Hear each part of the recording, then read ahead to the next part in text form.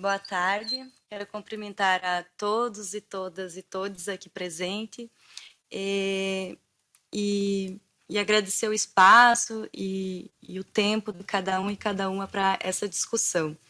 Eu sou Luana, integrante do Amigos da Terra Brasil, que é membro fundador da Frente Brasileira contra os acordos Mercosul e União Europeia e Mercosul-EFTA, área de livre comércio formado pela Suíça, Noruega, Islândia e Liechtenstein.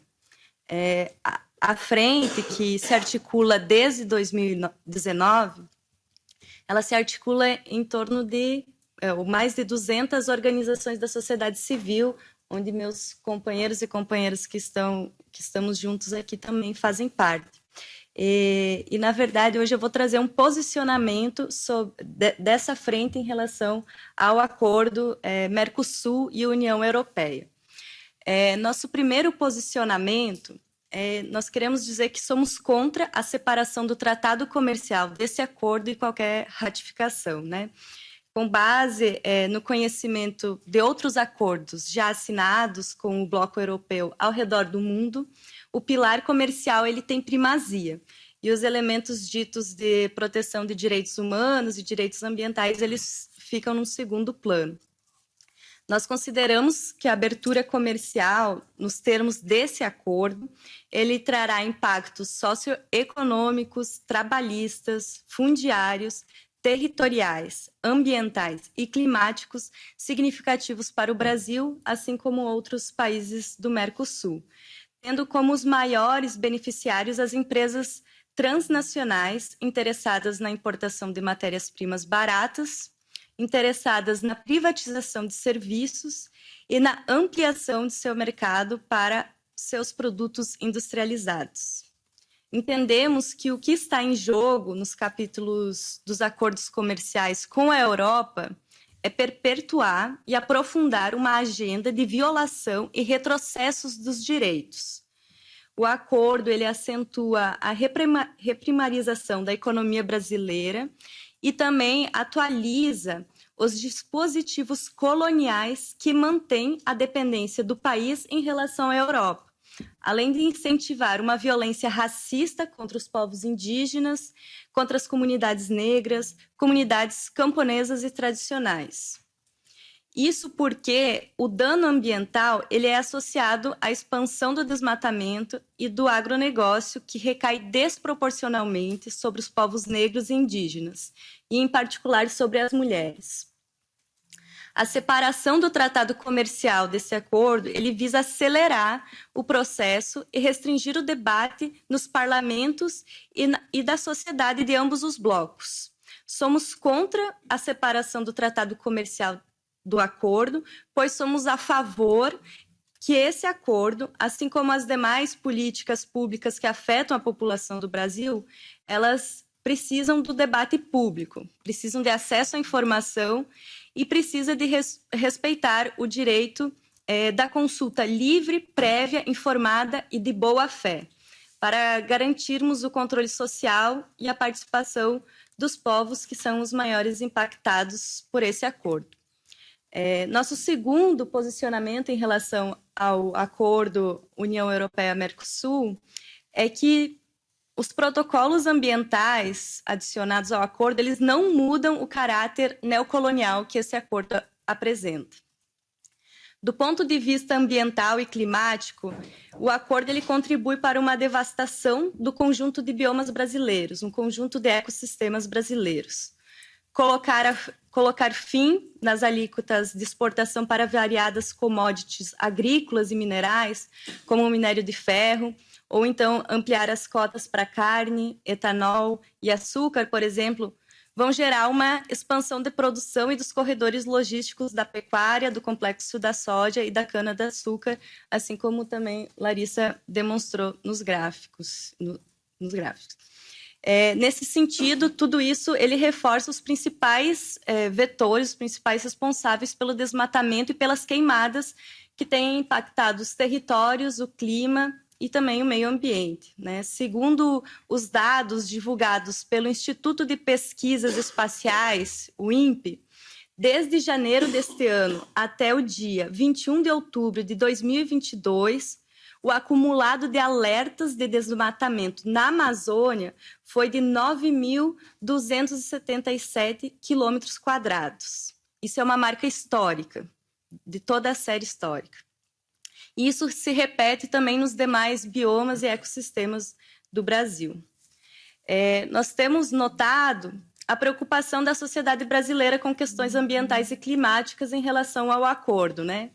Então, expressões como promover o desenvolvimento sustentável, ou então conciliar aumento da produção e mitigação de mudanças climáticas, ou assumir compromissos ambientais, ou então também responsabilidade social corporativa, a gente percebe que tem sido frequente. Mas, diante das experiências vividas no sul global, isso não é suficiente quando se trata de buscar justiça ambiental e justiça climática.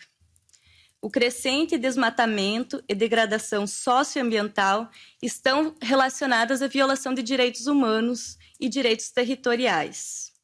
Desde o ano de 2015, vem aumentando exponencialmente a expansão da terra em conflito, segundo dados da Comissão Pastoral da Terra, que é uma organização de luta que todos os anos publica um relatório de conflito no campo, onde constam todas as ocorrências registradas.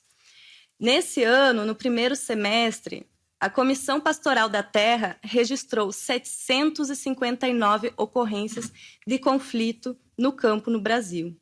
Isso envolve um total de 113.654 famílias. Também a violência contra a ocupação e posse através da contaminação por agrotóxico obteve um maior percentual de aumento de famílias atingidas em relação aos primeiros semestres de 2021 e 2022, com um índice de 161,34%, totalizando 5.637 famílias contaminadas por agrotóxico, que também foi uma informação trazida visualmente através da apresentação de Larissa. E isso destaca o quão grave é o aumento dos conflitos por contaminação por agrotóxico, né? Assim como Graciela também relatou sua experiência. Pois, além de atentar diretamente contra a saúde dos povos e comunidades do campo, também ocasiona a contaminação das águas, dos alimentos saudáveis que abastecem a mesa da sociedade brasileira, como é o caso do assentamento Santa Rita de Cássia.